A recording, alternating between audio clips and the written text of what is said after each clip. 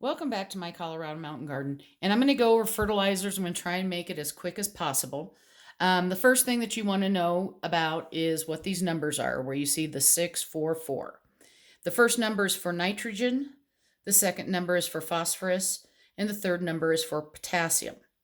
These are the three most important elements that you need as a gardener, and each one plays a different part in the cycle of your plant. These are known as macronutrients. And nitrogen helps with the greening of your plant. It's the primary building block for what is called protoplasm, which is like a translucent juice fluid that runs through your plant in the cells. A lot of times if you see your plants yellowing, you may not have enough nitrogen in there. So for me, let's say I'm growing a tomato and it's in a pot. If I start seeing some yellowing, I might need to fertilize more often, especially as my plants get bigger, unless I know something else happened. It was really hot. You have to keep everything in check. It's not always because you're missing nutrients. Phosphorus promotes root growth, and root growth is so important because the mycorrhizal sits, attaches to the root system and everything like that. If you have things, let's say like strawberries that you winter over each year, or wildflowers or anything like that, it helps with that winter hardiness so that they come back the next year. It supports the transfer of energy from the roots and the soil and what it's bringing it up to the plant. The third number is for potassium. It helps the plant use water. So if you're low in potassium, it may not be drinking in as much water and fluids, thus not getting as many nutrients.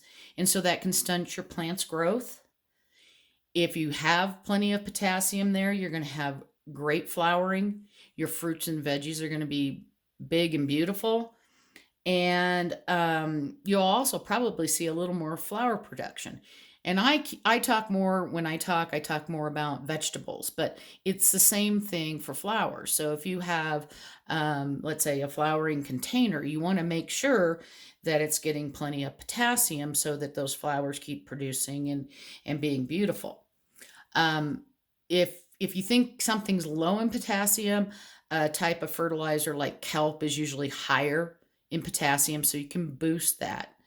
So you're going to look at this number. And again, this is very well rounded. I rarely go higher than a 644, which is the basic, what they're saying, the basic mix for this product is. And since we're on this product, I'm going to go turn around to the back. And this is a concentrate. And I go through about a half gallon, maybe a 3/4 of a gallon. And it's 2 to 3 teaspoons per gallon. I tend to lean, if my plants are smaller, I tend to lean more towards the 2. If they're bigger and out in the garden, I go to the 3 teaspoons to every gallon of water. Now, it says heavy feeding to go to 4. I never go to 4. You can use it as a foliar feeding, but I don't typically foliar feed my plants. I just don't have time. Seedlings, half a teaspoon per gallon of water. And that is because you can burn your little seedlings very quickly if you add too much. And again, extra is not always better unless your soil is deficient in something. But then you still have to be careful because, unless you're sending your soil off to a place to get it checked weekly, you don't know. So, start out with something very standard like a 644, and maybe you want to do it every week. Where I go every 7 to 14 days, you may want to do it every week. This is pretty much the only fertilizer I use as far as something that I purchase in a bottle. I like the liquid just because it makes the nutrients available to my plants right away versus the slow releases. If you want to use organics types of fertilizer, that's fine. They're a little more expensive. But you really want to look at a general guideline of watching these numbers. You don't want anything really high, like grass fertilizer usually is going to be around some of them could get almost up to 20 because all you're doing is greening that grass up.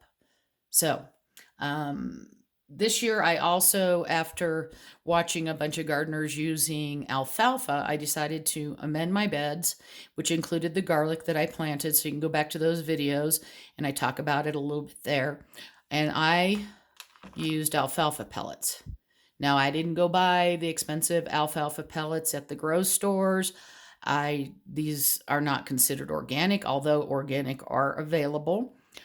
These are for horses. They're horse pellets. We got them at Big R, and they were $12.99 for a 40-pound bag. And after I got done doing all of my beds this year, I think I went through about, I'm going to say about a half 40 pounds, so about 20 pounds. And I chose to hydrate these before putting them into my garden. One, these can draw pests. Two, it takes a while for them to break down, and this is considered green matter. So if you've ever composted, you have to have brown matter and green matter. Green matter heats up as it starts decomposing, and it's at its highest level. Now, these pellets are probably, if you look at the ones that actually go through the certifications and everything like that you find at some of the stores and stuff like that, and you don't find the pellets there. You find the alfalfa meal. They run about a 3 for nitrogen, what do they have here? 1 for phosphorus, and a 2 for potassium. But it does take time for these to break down. So what I did is I hydrated them, and I'm just going to show you here. I hydrated I counted them, 5 pellets in about 3 tablespoons of water. Okay. And they're pretty well broken down. There's a couple little chunks in there, but so that's what 5 of those little pellets will hydrate into. So you can see that's a pretty good amount.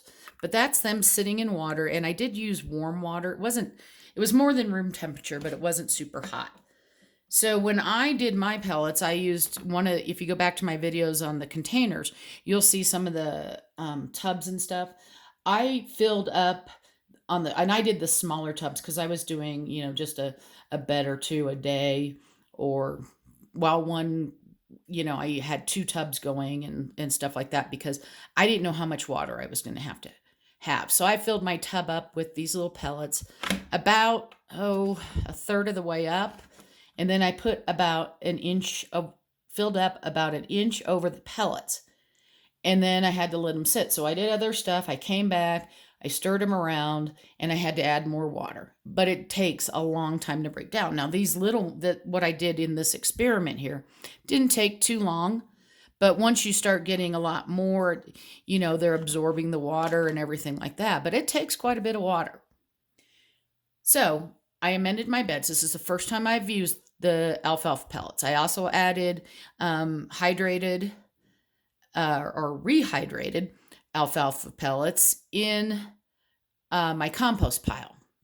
And again, I mixed it all around in so I wouldn't have any problems with, the deer trying to eat them off the top.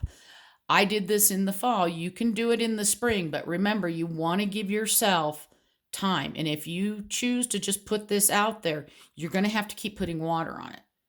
And they're going to have to, if you don't bury them under your soil where it's always got, moisture content touching it, it's going to take even longer. So you want to give them like 2 to 3 weeks to start breaking down. So that means you're going to be going out there and watering and everything like that. Now, I still watered after I did this because there's a video out there from a gentleman. He calls himself I am organic gardener. And I found it on YouTube after I decided to use these little pellets. And what he did is that he hydrated